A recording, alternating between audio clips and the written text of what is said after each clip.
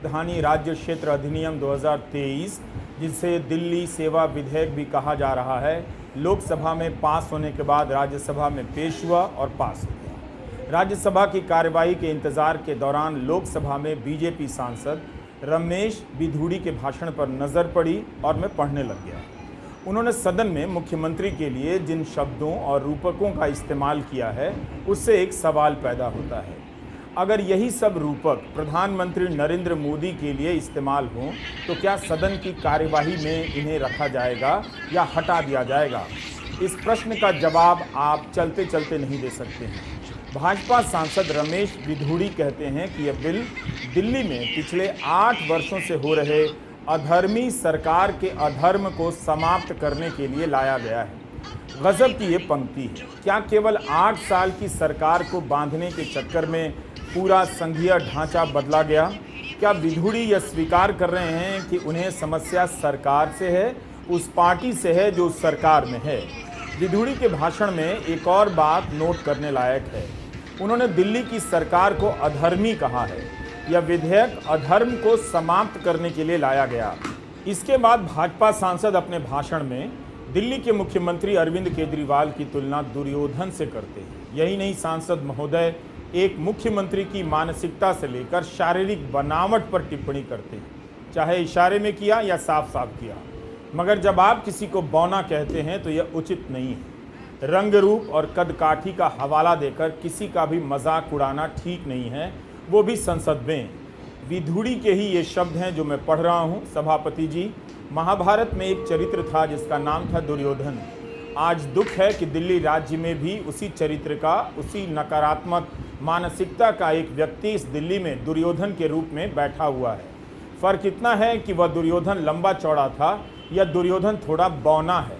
दूसरा, उसके पास शकुनी था और इस बौने दुर्योधन के पास बहुत भ्रष्टाचारी, परिवारवादी, सनातनी विरोधी ऐसे गठबंधन के लोग साथ लग गए हैं। जब छलिया, अहंकारी, भ्रष्ट, कायर जनप्रतिनिधि सत्ता में बैठ जाते हैं, तब जनसेवा में लगे व्यवस्था पक्ष को संरक्षित करना अति आवश्यक हो जाता है। असंसदीय शब्दों की सूची देख रहा था। उनमें जुमलाजीवी है, चोर, जयचंद, नकारा तक है। आप इनका इस्तेमाल नहीं कर सकते। जब नकारा का इस्तेमाल नहीं कर सकते तो कायर का कैसे कर सकते? जुमलाजीवी असंसदीय शब्दों की सूची में डाला गया है। जाहिर है प्रधानमंत्री मोदी के खिलाफ इसका इस्तेमाल होता रहा है। 2014 के पहले तो यह शब्द था ही नहीं। यह शब्द तब आया जब प्रधानमंत्री नरेंद्र मोदी ने किसान आंदोलन को आंदोलनजीवी कहा। हमारे राजनेता बखूबी जानते हैं कि संसद के भीतर बोले जाने वाले शब्द अलग होते हैं, तभी तो असंसदीय शब्दों की सूची बनती है। जो शब्द संसद के भीतर मान्य नहीं है उसे आप सड़क पर तो बोल सकते हैं, मगर सड़क पर जो भी बोल सकते हैं उसे आप संसद में नहीं दोहरा सकते। क्या किसी मुख्यमंत्री को संसद के भीतर औपचारिक भाषण में बौना दुर्योधन कहना उचित है? दुर्योधन कोई महान नहीं था कि उसकी तुलना में अरविंद केजरीवाल को बौना कहा जा रहा है। जाहिर है परोक्ष रूप से उनके छोटे कद पर टिप्पणी की गई जो किसी भी तरह से मर्यादित नहीं है। यही ने मुख्यमंत्री का विरोध करने के साथ साथ भाजपा सांसद रमेश बिधूड़ी सरकार को अधर्मी कहते हैं, विपक्ष के गठबंधन को सनातनी विरोधी कहते हैं। यह एक नया क्वालिफिकेशन है विपक्ष के विरोध का, वह भी संसद के भीतर। देखते देखते भाषा कितनी बदल गई है। जो मुख्यमंत्री चुनाव जीतने के बाद हनुमान मंदिर जाते हैं, दिवाली के समय गणेश लक्ष्मी पूजन करते हैं, उन्हें भी सदन के भीतर सनातनी विरोधी कहा जा रहा है। और यह सब कहा जा रहा है दिल्ली सेवा विधेयक के समर्थन में। भाजपा सांसद रमेश बिधूड़ी के भाषण की कॉपी लेकर आप भी पढ़िए। हमने लोकसभा की वेबसाइट से ली है। मुख्यमंत्री केजरीवाल को बौना, दुर्योधन, सनातनी विरोधी ही नहीं कहा गया, छलिया, अहंकारी, भ्रष्ट और कायर भी कहा गया। किसी नेता को कायर कहना संसदीय शब्द है या असंसदीय, यह तो स्पीकर ही बता सकते हैं। बात विधेयक की हो रही है, कानून की हो रही है। भाषण के शुरुआती हिस्से से बिल के बारे में कम पता चलता है। सांसद महोदय मुख्यमंत्री के चरित्र के बारे में व्याख्या करते नजर आते हैं। रमेश बिधूड़ी सभापति को संबोधित करते हुए कहते हैं कि इस बौने दुर्योधन के चरित्र की विशेषता बताता हूं। कई बार बौने दुर्योधन का इस्तेमाल करते हैं, फिर गिनाते हैं कि अरविंद केजरीवाल ने दिल्ली में सीसीटीवी लगाने, वाईफाई लगाने, स्कूल से लेकर शौचालय बनाने को लेकर जो वादे किए थे पूरे नहीं किए।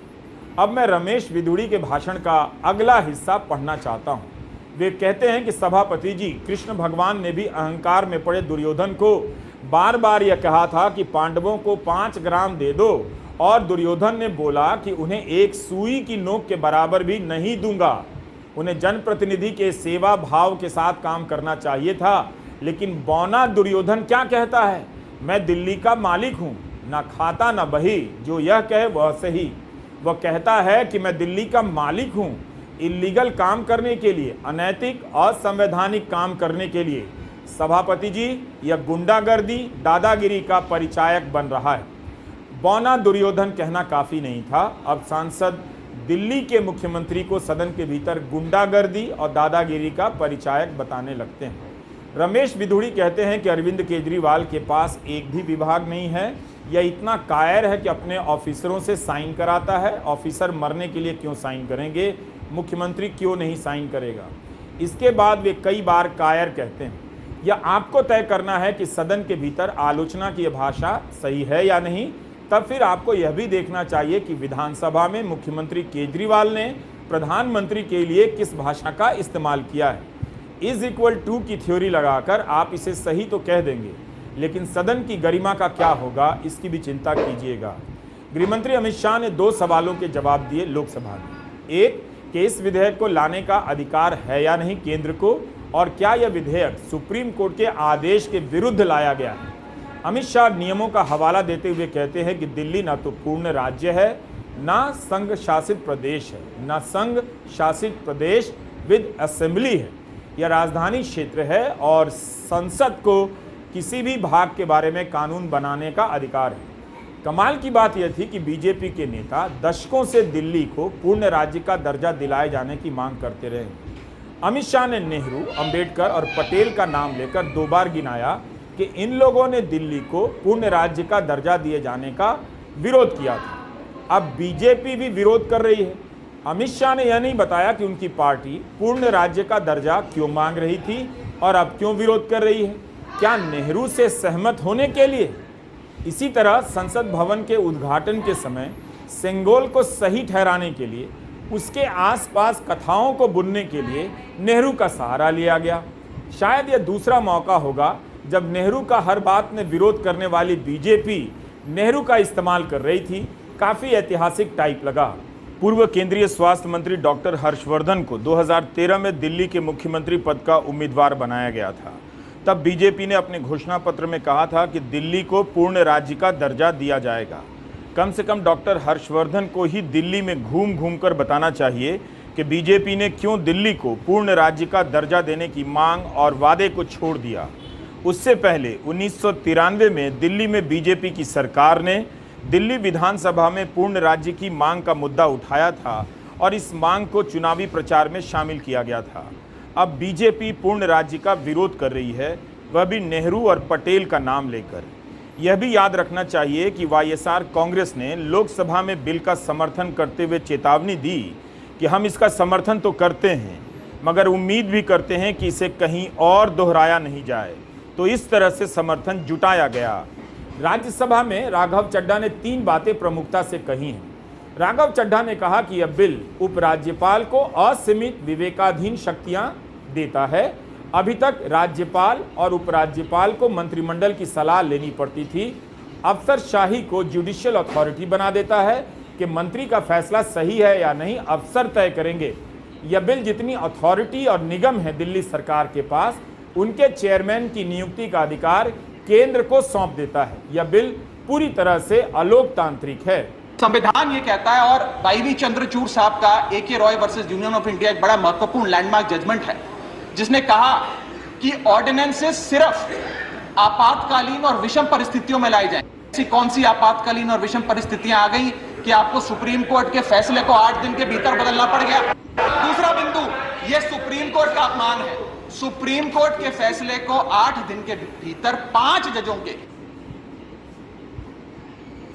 जजों के संवैधानिक पीठ के सर्वसम्मति के फैसले को बदल के आज भारतीय जनता पार्टी ने एक मैसेज दिया है कि हम सुप्रीम कोर्ट को भी चैलेंज करते हैं, सुप्रीम कोर्ट के फैसले को भी नहीं मांगते, आपको जो ऑर्डर जारी करना है करो, हम चंद दिनों के अंदर ऑर्डिनेंस लाकर उस फैसले को बदल देंगे।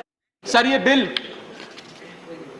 सिर्फ संविधान का और लोकतंत्र का अपमान नहीं है, ये बिल लाल कृष्ण आडवाणी जी का, अटल बिहारी वाजपेयी जी का, मदन लाल खुराना जी का, सुषमा स्वराज जी का, अरुण जेटली जी का, सबका अपमान करने का और उनके 40 साल के संघर्ष को मिट्टी में मिलाने का काम करता है। सर,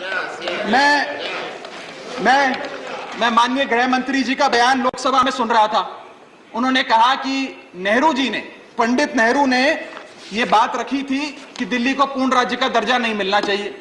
मैं माननीय गृह मंत्री जी से कहना चाहता हूं, नेहरूवादी मत बनिए, आडवाणीवादी बनिए, वाजपेयीवादी बनिए और दिल्ली को पूर्ण राज्य का दर्जा देने का आज आपके पास ऐतिहासिक मौका है। दिल्ली को पूर्ण राज्य का दर्जा दीजिए। यह बिल पार्लियामेंट्री अंडरमाइन करता है प्रिंसिपल्स ऑफ कलेक्टिव रिस्पॉन्सिबिलिटी को। भारत का संविधान कहता है सर कि परमानेंट एग्जीक्यूटिव और पॉलिटिकल एग्जीक्यूटिव मिलके लेजिस्लेचर के प्रति जवाबदेही होंगे। ये प्रिंसिपल ऑफ कलेक्टिव रिस्पॉन्सिबिलिटी है। इसमें से परमानेंट एग्जीक्यूटिव यानी कि अफसरशाही को छीनकर ये पूरी तरीके से कलेक्टिव रिस्पॉन्सिबिलिटी का प्रिंसिपल जिसपे सरकारें चलती हैं देश में, उसे ध्वस्त करता है। और आखिरी बिंदु संवैधानिक अपराध का, ये ट्रिपल चेन ऑफ अथॉरिटी को तार तार करता है sir. Triple chain of accountability ये होती है कि अफसरशाही की जवाबदेही मंत्री को, मंत्री की जवाबदेही लेजिस्लेचर को और लेजिस्लेचर की जवाबदेही जनता को। इसमें से अगर आप अफसरशाही हटा देते हो तो फिर जवाबदेही की जो ये ट्रिपल चेन ऑफ अकाउंटेबिलिटी है ध्वस्त हो जाती है।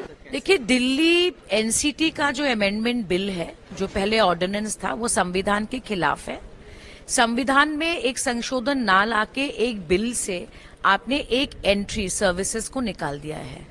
सुप्रीम कोर्ट ने ये स्पष्ट रूप से कहा है कि दिल्ली सरकार की जुरिस्डिक्शन में है सर्विसेज, पर एक नया बॉडी बना के जिसमें अफसर बिठा दिए हैं और मुख्यमंत्री की क्षमता को कम कर दिया है। ये देश के फेडरलिज्म के लिए बिल्कुल ही एक खराब प्रेसिडेंट है, हम ये मानते हैं। और ये एक बार नहीं, मोदी सरकार बार बार अलग अलग तरीके से देश की क्षमता को कम करने की कोशिश राज्यों की क्षमता को कम करने की कोशिश कर रहे हैं। भाजपा सांसद रमेश बिधूड़ी मुख्यमंत्री केजरीवाल पर वादा पूरा न करने के आरोप लगा रहे हैं और खुद उनकी पार्टी भी तो जनता से किया गया वादा भूल रही है, पूर्ण राज्य की मांग से पलट रही है। तो क्या बीजेपी के खिलाफ संसद में कोई कानून लाएगा? अमित शाह ने कहा कि प्रॉब्लम ट्रांसफर पोस्टिंग के अधिकार का नहीं है, विजिलेंस को कंट्रोल में लेकर बंगला जो बना दिया है उसका सत्य छुपाना है। तो क्या इसके लिए यह बिल लाया गया है? क्या केंद्र के पास अन्य जांच एजेंसियां नहीं है जांच करने के लिए? क्या दूसरे राज्यों के मुख्यमंत्रियों और देश के प्रधानमंत्री के बंगले की भी जांच होगी कि इन लोगों ने उसकी सजावट पर कितना खर्च किया है, किन चीजों का इस्तेमाल किया है? क्या इस आधार पर उनके अधिकार ले लिए जाएंगे? मुख्यमंत्री केजरीवाल अगर भ्रष्टाचार कर रहे हैं तो क्या इसी आधार पर अधिकारियों पर उनके अधिकार कम कर दिए जाएंगे? जिस तरह से तमिलनाडु में राज्यपाल ने एक मंत्री को बर्खास्त कर दिया, फिर थोड़ी देर बाद अपना आदेश वापस ले लिया, कहीं ऐसा तो नहीं कि जो काम तमिलनाडु में नहीं हो सका वो दिल्ली में स्थायी तौर पर कर दिया गया? अमित शाह ने कहा लोकसभा में कि सुप्रीम कोर्ट की संविधान पीठ ने जो फैसला दिया है उसका इंटरप्रिटेशन कानून और मोरल दृष्टि से नहीं किया है। क्या यह गंभीर टिप्पणी नहीं है? संविधान पीठ ने अगर कानूनी और मोरल दृष्टि से ही इंटरप्रिटेशन नहीं किया है तो फिर क्या किया है? तो क्या कोर्ट की व्याख्या का मतलब ही नहीं? कोर्ट की व्याख्या नैतिक या कानूनी है या नहीं, यह सरकार तय करेगी या कोर्ट तय करेगा? लोकसभा में अमित शाह के भाषण से उन बातों पर खास रोशनी नहीं पड़ती है जिसे कोर्ट ने कहा। पता चलना चाहिए था उनके भाषण से कि सरकार क्यों उन बातों के विरोध में है। भाषण का बड़ा हिस्सा राजनीतिक टिप्पणियों में चला गया। सुप्रीम कोर्ट ने कहा था कि दिल्ली सरकार का सेवाओं पर कोई अधिकार ही नहीं है। आर्टिकल 239A दिल्ली में विधानसभा की परिकल्पना करता है जिसका यहां के मतदाता चुनाव करते हैं। इस आर्टिकल की व्याख्या लोकतंत्र में प्रतिनिधि की कल्पना के अनुसार ही की जानी चाहिए। सुप्रीम कोर्ट ने कहा है कि अन्य राज्यों की तरह दिल्ली सरकार भी चुनी हुई सरकार है। अगर इसके अधिकार क्षेत्र में केंद्र सरकार के अधिकारों का विस्तार होता है तो यह संवैधानिक ढांचे के खिलाफ होगा। अगर प्रशासनिक सेवाओं को कार्यपालिका और विधायिका से अलग कर देंगे तब मंत्रियों का अधिकारियों पर कोई नियंत्रण नहीं रहेगा जिन्हें कार्यपालिका के फैसले को लागू करना है। अगर अधिकारी मंत्रियों की सुनना बंद कर देंगे तो सामूहिक उत्तरदायित्व के सिद्धांत का उल्लंघन होगा। चीफ जस्टिस डीवाई चंद्रचूड़ ने कहा था कि अगर लोकतांत्रिक रूप से चुनी हुई सरकार को अफसरों पर अधिकार नहीं दिया जाएगा तो जवाबदेही का त्रिस्तरीय ढांचा बेकार हो जाएगा। गृहमंत्री अमित शाह ने भी रमेश विदुड़ी की तरह केजरीवाल पर भ्रष्टाचार के आरोप लगाए। कहा कि विपक्ष अपनी एकता के लिए इन आरोपों की अनदेखी कर रहा है। उन्होंने अपने भाषण में यह नहीं कहा कि कौन से आरोप साबित हो गए हैं। अगर इन आरोपों के लिए यह विधेयक लाया गया है तो फिर बहुत ही कमजोर दलील है। महाराष्ट्र में एनसीपी पर प्रधानमंत्री नरेंद्र मोदी ने 70,000 करोड़ के घोटाले के आरोप लगाए। अजीत पवार के खिलाफ प्रवर्तन निदेशालय ईडी जांच कर रहा है, तब भी बीजेपी उन्हें अपने पाले में लाती है और उप मुख्यमंत्री बना देती है। यही नहीं, अमित शाह कहते हैं कि अजीत दादा ने अब सही जगह पर आए हैं वो, और मगर आने में देरी कर दी। तो क्या केजरीवाल के खिलाफ यह कानून इसलिए बनाया गया कि वे अमित शाह के तय किए हुए सही जगह पर नहीं आए हैं? सबसे पहले अजीत दादा उप मुख्यमंत्री बनने के बाद पहली बार आए हैं और मैं इनके साथ पहली बार मंच पर कार्यक्रम कर रहा हूं, तो मैं दादा को एक बात कहना चाहता हूं। दादा, बहुत समय के बाद आप सही जगह पर बैठे हो। यही जगह सही थी मगर बहुत देर कर दी आपने।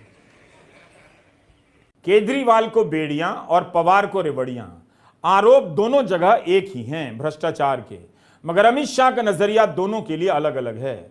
इस बिल के विरोध में लोकसभा में जनता दल यूनाइटेड और मुंगेर से सांसद राजीव रंजन सिंह ललन का भाषण चर्चा में है। ललन सिंह ने पहली ही बात कही कि अमित शाह ने यह नहीं बताया कि इस देश में संविधान के प्रावधानों की व्याख्या करने का अधिकार माननीय सर्वोच्च न्यायालय को है। ललन सिंह ने कहा कि अमित शाह ने पूरा जजमेंट नहीं पढ़ा है। 11 मई को सुप्रीम कोर्ट का फैसला आता है, 19 मई को कोर्ट बंद होता है और उस दिन केंद्र सरकार अध्यादेश लाती है। जब केंद्र सरकार ने रिव्यू पिटीशन फाइल किया है तब अध्यादेश क्यों लाती है? क्या इसी तरीके से लोकतंत्र चलेगा? पिछले दरवाजे से दिल्ली पर शासन करने की कोशिश की गई है। ललन सिंह ने ठोस चुनौती पेश की। कहा कि गृहमंत्री कहते हैं कि दिल्ली में जो सरकार है वह सेवा का काम नहीं कर रही है। आप कौन से काम की व्याख्या कर रहे हैं? आपने दिल्ली की एमसीडी सभी को मिलाकर एक एमसीडी किया। ये केंद्र सरकार के बारे में ललन सिंह कह रहे हैं कि सभी को मिलाकर एक एमसीडी किया, तो आपका क्या हश्र हुआ? आप दिल्ली की एमसीडी के चुनाव में भी हार गए, फिर भी आप बोलने से बाज नहीं आ रहे हैं। सुप्रीम कोर्ट ने आर्टिकल 239 AA और 2018 के संविधान पीठ के फैसले के आलोक में कहा है कि उपराज्यपाल मंत्री परिषद की सलाह पर ही काम करेगा। हम मानते हैं कि कानून व्यवस्था, पुलिस और भूमि संबंधित मामलों को छोड़कर सेवाओं के ऊपर राष्ट्रीय राजधानी क्षेत्र दिल्ली NCTD का ही अधिकार है। उपराज्यपाल को मंत्री परिषद का निर्णय मानना होगा। राज्यसभा में विपक्ष की एकजुटता खूब देखी गई। कई विपक्षी दलों के सांसदों ने इस विधेयक को संघवाद पर हमला कहा। दिल्ली के मुद्दे पर विपक्ष कभी इस तरह से एकजुट नहीं रहा। अमित शाह ने अपने बिल के समर्थन में नेहरू अंबेडकर पटेल को कोट किया तो राजद सांसद मनोज झा ने उसे पकड़ा और कहा कि नेहरू के टाइम में सार्वजनिक क्षेत्रों पर कितना ध्यान दिया जाता था, आज बेचने पर ध्यान दिया जाता है। आज तो हकीकत बदल गई है। 1956 की दिल्ली और आज की दिल्ली में बहुत फर्क आ गया है। मनोज झा ने आम आदमी पार्टी की भी आलोचना की और कहा कि कश्मीर चल रहा था, आम आदमी पार्टी ने कोई और पोजीशन ले लिया। आज उनको समझ में आ रहा होगा कि क्यों उस वक्त वो पोजीशन लिया। आज मैं कह रहा हूं, कल को किसी राज्य के साथ होगा, हम आपके साथ होंगे। अगर अफसरशाही मंत्री के प्रति उत्तरदायी नहीं है तो क्या ये अराजकता को जन्म नहीं देगी? मनोज झा ने कहा कि राष्ट्रपति को भी विवेकाधीन शक्तियां नहीं हैं, उन्हें भी मंत्रिमंडल की सलाह पर चलना होता है। इस विधेयक में तो आत्मविहीन विवेकाधीन शक्तियां उपराज्यपाल को दी जा रही हैं। सीपीएम के विकास रंजन भट्टाचार्य ने कहा कि संविधान सभा में कहा गया था कि राज्यपाल सत्ता का एक और केंद्र नहीं हो सकता है। राज्यपाल को मंत्रिमंडल की सलाह पर फैसला लेना होगा। इस तरह लोकसभा और राज्यसभा में विपक्ष के नेताओं ने अपने भाषणों में तमाम आशंकाओं को पेश किया। सरकार के भाषणों में सुप्रीम कोर्ट की व्याख्या कहीं पीछे छूट गई। बस एक ही कमी रह गई है, उपराज्यपाल का नाम बदलकर मुख्यमंत्री नहीं किया गया है। अब कानून बन गया है, एक चुनी हुई सरकार अधिकारियों के तबादले नहीं कर सकती। एक मुख्यमंत्री के पास यह अधिकार होगा तो दिल्ली में कौन सा ऐसा संकट आ जाता जिससे केंद्र सरकार प्रभावित हो जाती। यह सब साफ नहीं हुआ। आप खुद भी लोकसभा और राज्यसभा की वेबसाइट पर जाकर सभी के भाषणों को पढ़िए, पढ़ना चाहिए। इस बिल के बाद दिल्ली की जनता जो भी सरकार चुनेगी उसका बॉस उपराज्यपाल होगा। एक तरह से दिल्ली की जनता एक ऐसी सरकार चुनेगी जो उपराज्यपाल के लिए काम करेगी। उपराज्यपाल को दिल्ली की सरकार मुबारक। आज अधिकारियों को दिल्ली की एक सरकार मिली है जो उनका तबादला तक नहीं कर सकती है। अधिकारियों को बॉस के रूप में एक उपराज्यपाल मिला है जो हो सकता है कि उनमें से ही किसी एक को बना दिया जाए। लोकतंत्र एक दिन में नहीं जाता है, जाते जाते जाता है। नमस्कार, मैं रवीश कुमार।